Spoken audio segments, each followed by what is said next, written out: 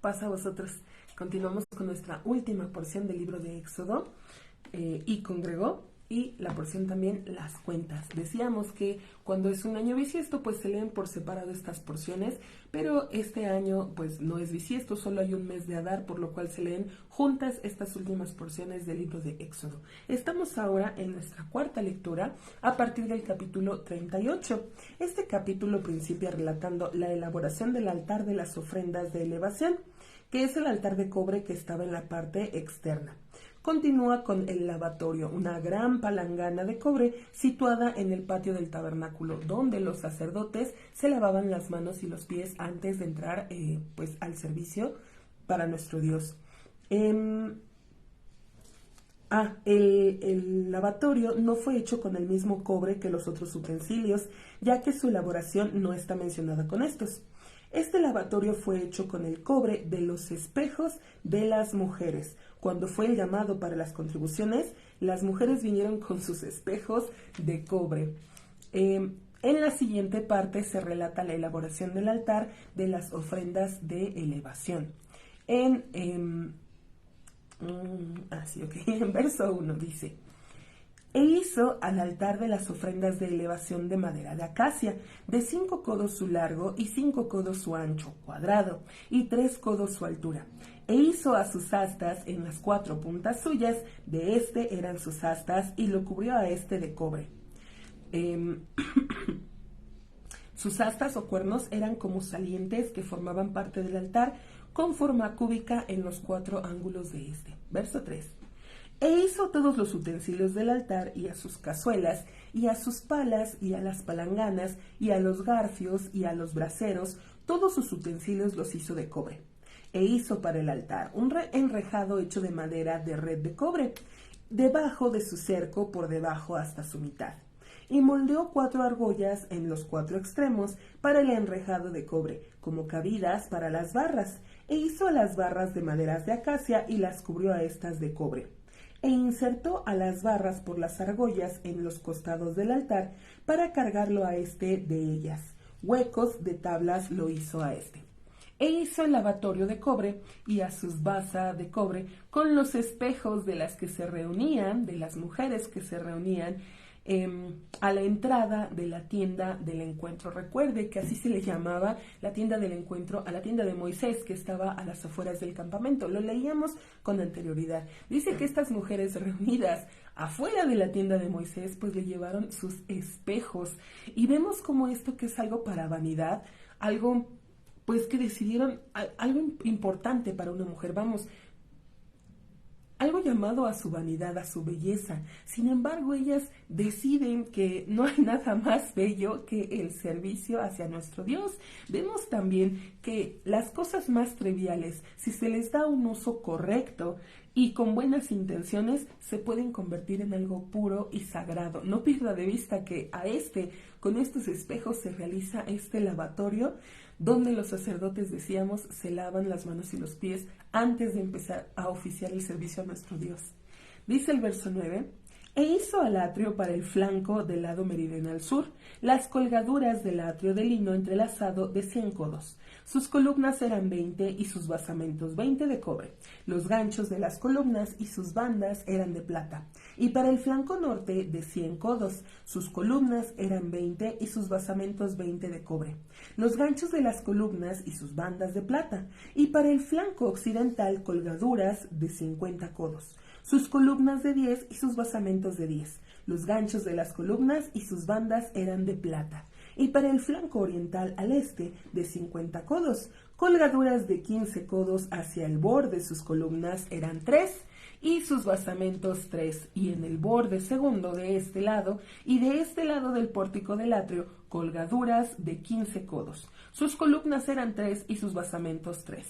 Todas las colgaduras del atrio alrededor eran de lino entrelazado, y los basamentos para las columnas eran de cobre, los ganchos de las columnas y sus bandas de plata, y la cubierta de su parte superior de plata. Y estaban con bandas de plata todas las columnas del atrio. Bueno, ahora nos va a relatar acerca del telón del pórtico del atrio y finaliza mencionando a las estacas del atrio. Dice el verso 18. Y el telón de cubrimiento del pórtico del atrio era una obra de bordador de turquesa y púrpura y escarlata carmesí y lino entrelazado, y de 20 codos de largo y alto, en ancho 5 codos, de frente a las colgaduras del atrio. Y sus columnas eran 4 y sus basamentos 4 de cobre, sus ganchos de plata y las cubiertas de su parte superior y sus bandas de plata. Y todas las estacas del tabernáculo del atrio alrededor eran de cobre. Y ahora damos paso a la siguiente parte, que nos va a decir de las cuentas que hizo Moisés. Hizo un balance general de todo lo recaudado y para qué se utilizó cada cosa. Ahora,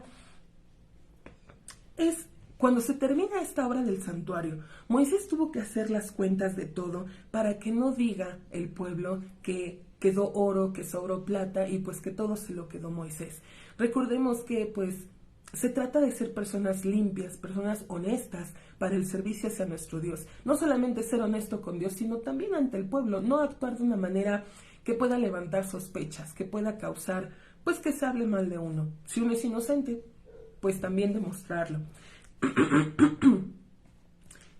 Vemos que cuando se realiza una obra sagrada o algo muy importante, pues el lado negativo o el lado contrario se encela de esto y trata de poner un freno, un alto por medio de acusaciones. Ahora, si uno presenta las cuentas de una manera exacta, pues es una manera de terminar con estas acusaciones. Dice entonces, verso 21. Estas son las cuentas del tabernáculo del testimonio, que fue contado conforme a la palabra de Moisés, labor de los levitas en mano de Itamar, hijo de Aarón el sacerdote, y Betzaleel, hijo de Uri, hijo de Hur, de la tribu de Judá. Hizo a todo lo que le ordenó Dios a Moisés. Y con él a Oliab, hijo de Ahisamach, de la tribu de Dan, tallador e ingeniero y bordador con la lana turquesa y el color púrpura, y con el color escarlata carmesí y con el lino. Dice, todo el oro que fue hecho para la labor, en toda la labor de lo sagrado, y fue el oro de la ofrenda levantada, 29 kikar. Kikar es una medida, talento, lo traduce la versión Reina Valera, y 730 shekel, calculado en el shekel el sagrado. Vamos a resaltar aquí un pequeño detalle. Cuando fue el templo de Salomón, bueno, el que construye Salomón, se utilizó mucho más oro. Pero nos damos cuenta que la complacencia de Dios no está en lo material, en la cantidad de dinero que se haya puesto, sino más bien en la santidad de las personas, porque a pesar de que en el tabernáculo había menos cantidad de oro, la presencia divina se manifestaba con mayor fuerza en el tabernáculo que en el templo de Salomón.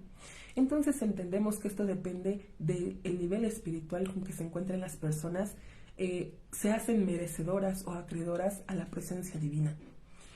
Verso 25.